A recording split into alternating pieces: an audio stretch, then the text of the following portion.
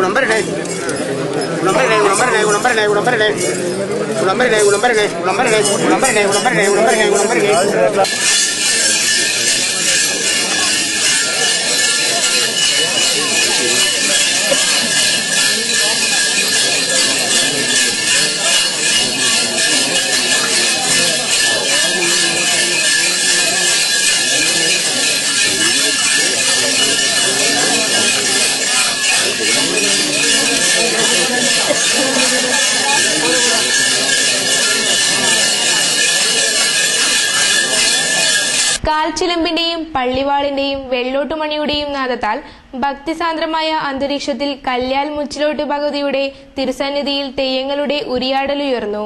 14 വർഷങ്ങൾക്കു ശേഷം വീണ്ടും ഒരു പെരുങ്കളിയാട്ടത്തിന് സാക്ഷികളാകാൻ തങ്ങളുടെ മനസ്സുകളെ പ്രാപ്തരാക്കാൻ മുച്ചിലോട്ടമ്മയെ കനിയണമേ എന്ന പ്രാർത്ഥനയോടെ അമ്മയുടെ കിടാങ്ങളും 2012 ജനുവരി 31 മുതൽ ഫെബ്രുവരി 5 വരെ നടക്കുന്ന കല്യാൽ മുച്ചിലോട്ട് പെരുങ്കളിയാട്ട മഹോത്സവത്തിന്റെ മുന്നോടിയായി ബുധനാഴ്ച വൈകിട്ട് നടന്ന പെരുങ്കളിയാട്ടം ഏൽപ്പിക്കൽ ചടങ്ങാണ് ഈ അപൂർവ നിമിഷം സമ്മാനിച്ചത്.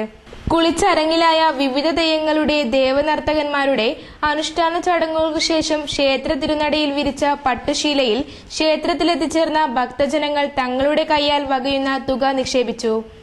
തുടർന്ന് ഇത് ഒരു കിഴിയിലാക്കി കെട്ടി മുച്ചിലോട്ട് ഭഗവതിയുടെ പ്രതിപുരുഷൻ ഇതൊരു അജയനിധിയാകട്ടെ എന്ന ഉരിയാടലോടെ പെരുങ്കളിയാട്ട കമ്മിറ്റി ചെയർമാൻ വേണുഗോപാലൻ നമ്പ്യാരെ ഏൽപ്പിച്ചു. പെരുങ്കളിയാട്ട മഹോത്സവത്തിന്റെ സമ്പൂർണ്ണ ചുമതല കമ്മിറ്റി ചെയർമാനാണ്.